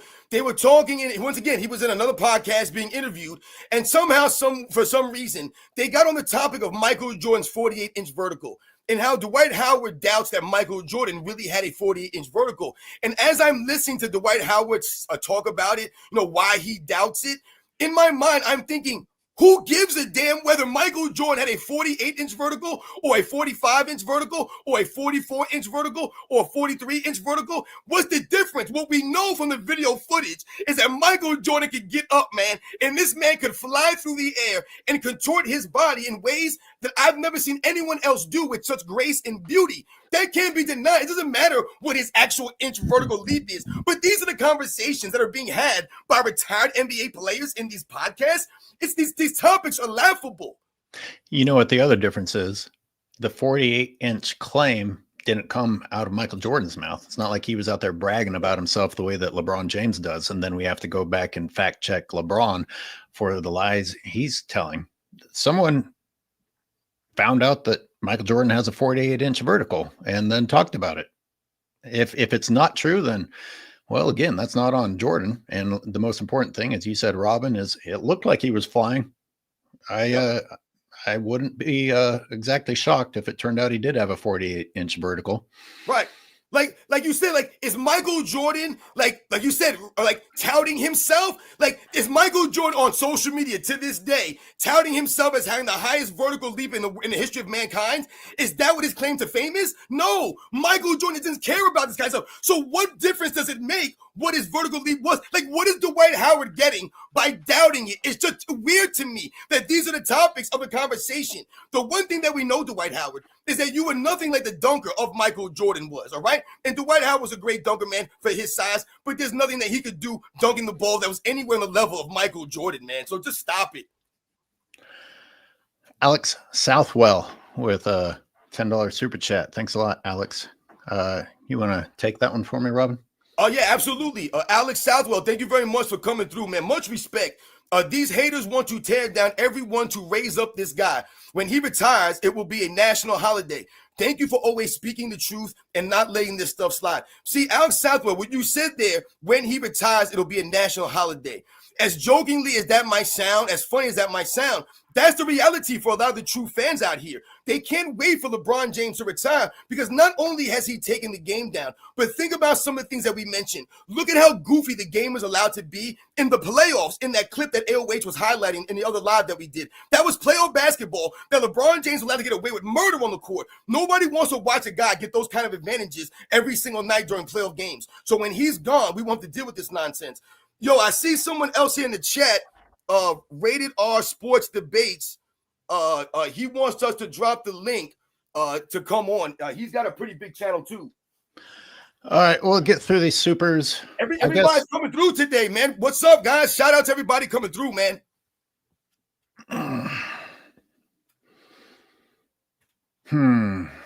Kobe Bryant film room. Why don't Jeff Teague talk about how Joe Johnson had 11 points on 29% field goal shooting against Kobe in 2011? Like I said, you guys tell me if Jeff Teague was matched up against Kobe Bryant in the NBA Finals, and that was Kobe Bryant's matchup, they was like, yo, Kobe, it's you versus Jeff Teague, man. Yeah, him versus you. You think that Jeff Teague is going to be out there doing Kobe dirty? You think that Jeff Teague's going to turn around and say, yeah, Kobe was just good on defense because of reputation, man. I played against Kobe. He wasn't like that. He wouldn't be saying that, man. You got to be kidding me. Jeff Teague was on the Hawks with, what's his name? Kyle Korver and Paul Millsap. Right? Yeah, we know those guys. No, the center who is leaving the Celtics. Al Horford. Fucking, of course, the motherfucking Warriors are getting Al Horford. That's just Really? like the fucking Warriors.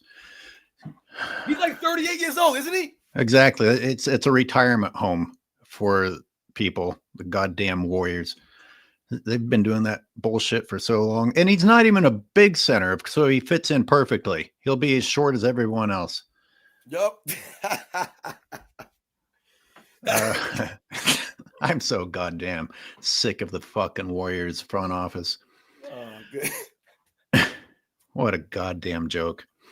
Fuck me. So Alex Southwell with another one. Thank you. He just wants to support the channel. You and AOH are the last line of defense for facts over clutch sports narratives. That's why we're being shoved down to the bottom of suggestions. They know. Shout out to you guys. Thank you, Zagreus, for being a new member. For real. Thank you. That's awesome, man. Jimmy James, the final letdown. Yeah, Yes. that's better. That's better than the final sellout. It's the final letdown. I like how you sang it right there. All right. I'm so sick. Get somebody get me an instrumental version of that, and I'll do the whole song. Lomo. Hello, Lomo. Good to see you. I'm so sick and tired of these lazy, lying bums. Yeah, you can make a living doing that now. Yup. It's not that what Robin and I are doing is that amazing, but at least we're telling the fucking truth. At least we're not. Yep. At least Give me our the facts, goal is to guys. You tell the guys know I truth. got the facts for you guys, for real. Yo, Praise give the me a minute, Dawn. Elway. Give me 1 minute. Okay. Praise the Dawn says these people make you want to put hands on them. I want to put hands on Kelvin Washington after the shit he's been saying. I don't know how Rob Parker sits there. I guess that's Hollywood. I guess that's the blueprint. You just got to say shocking shit and talk about it. So we've got King's Speech is wanting to get into, but who your guy that you've been wanting to have come on, right? I've never I saw someone a rated R sports debates. I know that he has a rated channel. R. I've seen him on there. I've seen him around on here on YouTube. He wanted us to drop the link, so I figured if he wanted to come on, I don't know, what he wants to talk about, or if he has anything specific that he wants to say. But if he wanted to come on for a little bit, maybe we could do like another 20 more minutes, I think, and then I got to get rolling. Okay, I don't know. I didn't know that these won't show up on your channel. So if you're not watching, everybody go to AOH channel if you're trying to come on. Rated R Sports Debates. If you're trying to come on, go to AOH channel if you're not already on his channel, and click on the link, man, and we'll have you come on. You can say whatever you want to, whatever you want to talk about. Panama 135. I love you guys. Yo, shout out to everybody that came through the live today, man. Like I said, I see a lot of super chats that we may not be able to get through on this live, man, because you guys definitely came through. Like I said, shout out to Austin Casey for gifting the memberships. Like I said, that really means a lot, man. Like I said, you guys are truly humbling everyone who's come through. Xavier has a fairly straightforward question. Who's your favorite NBA team and player? Currently, I mean, listen, I've been a New York Knicks fan. Unfortunately, the New York Knicks haven't really been, great over the last several years. Until recently, they've been pretty solid. But yeah, I've always been New York Knicks. I wouldn't really say I have a favorite player. I mean, I always liked Russell Westbrook, man. I liked Russell Westbrook for a long time. I liked his game. I liked his hustle. I kind of liked his, his kind of over-aggression, his out-of-controlness. I always liked. But to me, Russell Westbrook never evolved. And I think that's the biggest indictment on Russell Westbrook, the lack of evolution. Like, to me, Russell Westbrook never made an all-defensive team. But I like Giannis Antetokounmpo. Like I said, some of these newer players coming in, man, I think that we have hope for some of these guys. Sometimes the YouTube handle doesn't match the actual person. I've got someone named Jay Cash that trying to call in. Is that by any chance? I mean, I'm assuming that if it was the channel trying to get through, or maybe he left, maybe he's not here anymore. So I'm not sure. But maybe he stepped off if he's not here. And if you guys see Rated R Sports Debates in the chat, man, if he wanted to come on, or if he's still listening, we dropped the link to come through, man. Because like I said, we're gonna probably shut it down in like another 15, 20 minutes. You want to read a couple more supers off? Oh, did I miss some? Sure. Oh no, if you did them all, that's great, man. That's all I said. I know there was a lot that you were getting through. I think we got them. If I didn't, that's awesome. I apologize to everybody. To the Rated R Sports, if you're still alive and kicking and waiting, Sports and Fitness Rants would like to have you on, and we're gonna get your guy, the Wilt Chamberlain archive, or what is it? Yeah, for real. Yeah, once again, shout out to the Will Chamberlain archive. I don't think I see him in the chat anymore. He probably left. I know he was here for a little bit. But yeah, we're going to try to get him on one of these lives with me and AOH. We were thinking about doing like a segment with the Will Chamberlain archive. If you guys are not familiar with his channel, like I said, he's a true historian of the game. I don't consider myself a historian of the game. Like I tell you guys, I give you guys perspective from when I grew up watching the game and my perspective on that. So I don't consider myself a historian, even though I respect the history. And like I said, I've done homework and research, and a lot of the research I got was through the Will Chamberlain archive. But I wanted to have him come on, maybe give us a breakdown for a 10, 15-minute segment on some of the rule changes and the impact, the standards, how they've been lowered over the years, maybe how they were highlighted in past eras, or also highlight a specific player that has maybe forgotten, and how they maybe pioneered the game to a degree, an aspect of the game. Yeah, shout out to Roland Curtis. He said that Nate Robinson beat Dwight 2009 slam dunk contest. That's right. Michael Jordan ain't losing to Nate Robinson no dunk contest. Yeah, but Dwight Howard was like letting him. It was basically assisting Nate Robinson in that one. It's more of a joke than anything. Nate Robinson won 3 slam dunk contests. That's ridiculous to me. And shout out to Nate Robinson, man. I'm not knocking him winning a championship. What's his vertical? That's crazy. What is Nate Robinson's vertical? It's got to be insane. Nate Robinson is one of the great athletes. A lot of people don't realize Nate Robinson played college football. I believe he was a cornerback or a safety, something like that in college. Nate Robinson, a two-sport athlete, a legit athlete, Nate Robinson. Listen, a lot of these guys that are that undersized, that are that small, you have to be even that much greater of an athlete because you don't have the size to make up for that stuff. You have to be quicker, stronger, faster to a degree. When you think about someone like Muggsy Bogues, for example, who was like 5'3" or something like that when he played in the NBA, think about the athleticism that someone like Muggsy Bogues had to have to be able to make the NBA. I mean, you have to be a crazy athlete at that size to make the league. You want to chat at King's Speech for a moment before we get off here? Yeah, bring King's Speech Row on here, man. I know he likes to come on here and join us. Couple of Knickerbockers. Yeah, what's up, guys? Yeah, Mike Brown guy gave his press conference. You know, he gave he had the inside voice. Oh, that's right. Right. He had the inside voice. So we all know Mike Brown behind the scenes is a little bit ruckus. So, so I did a little react to that. But yeah, what's up, guys? Salute. As always appreciate getting a chance to holler at you guys. KD's out of his mind, bro. KD's out of his mind. Like I try to keep some respect for KD. Is it more clear that Clutch write these checks? Clutch write. I mean, bro, we got 9-hour live streams because I talked about the Jordan rules on my channel. We got all types of shit going on, and what we got to understand. Every time they talk about a guy who hasn't got a ball in 23 years in the NBA, you know what that does? That just affirms he's the standard. He's the GOAT. That's it. Yep. You guys can't talk about. As I said last night, you have Hall of Fame careers that started and ended since Michael Jordan played, and you guys still talk about Michael Jordan. Yep. Do y'all understand that? They've started and ended multiple. Wade, Bosh, Bello, the whole end, Howard, all these guys. Like, come on, stop it. I mean, look, KD, you don't understand, and a lot of you guys don't understand what it is to have a father. Michael Jordan's father was everything to him, just as mother too. Dolores is still here, right? But James Jordan was everything to that man. But you have to trivialize him going to play baseball. First of all, that's not a rest. That's a whole other muscle group you're working out playing baseball. Anybody that played baseball will probably tell you. So he didn't just rest, okay? Came back, he did what he did. You guys are still trying to reach that standard. It's Jeff Teague. I don't care what he's writing, what Rich Paul, whatever checks he's sending y'all to get on camera and talk zesty about Michael Jordan. Please stop it. Stop it. Stop it. It just every time you do it, you affirm that he's the GOAT. Because you look back to you again. Kobe, same thing. Stop it. Stop it.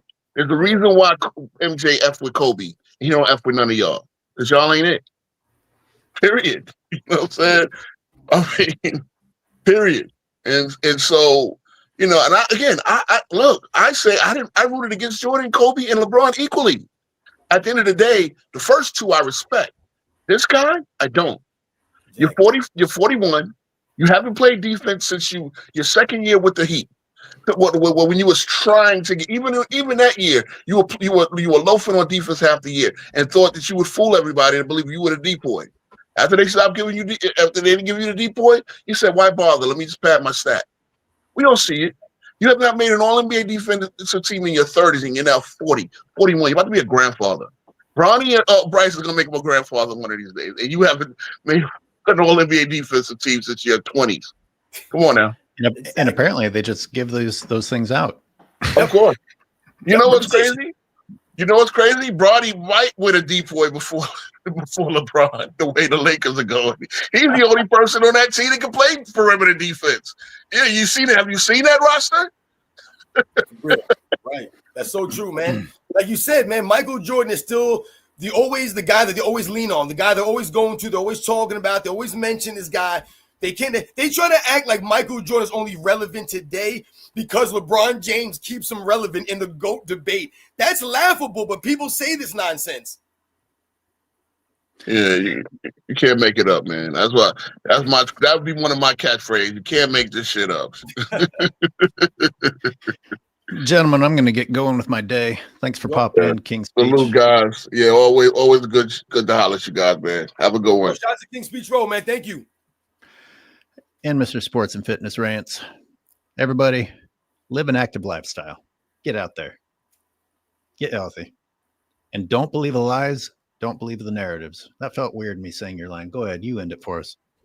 Now, you know the deal, man. You guys know, man, out there. Once again, like my man AOH just said, man, stop the lies and stop the narratives, man. Stop being lazy. Fight against the laziness, right? Live that active lifestyle. It's not about what you look like in the mirror. It's about how you feel. It's not about perfection. It's about consistency. Remember those things, ladies and gentlemen. So once again, shout out to Dreamers Pro for coming through. Shout out to my man Uncut Hoops for coming through. Thank you very much to my man, the Will Chamberlain Archive. Rated R Sports Debate. Sorry we couldn't get you to come on. If anybody knows his channel, holler at him. Tell him to holler at me or whoever. Charles over at Dreamers Pro. Holler to my man AOH. We try to get you guys on, do our thing. You guys know the deal, man. We catch you guys on the next one, which is going to be Friday.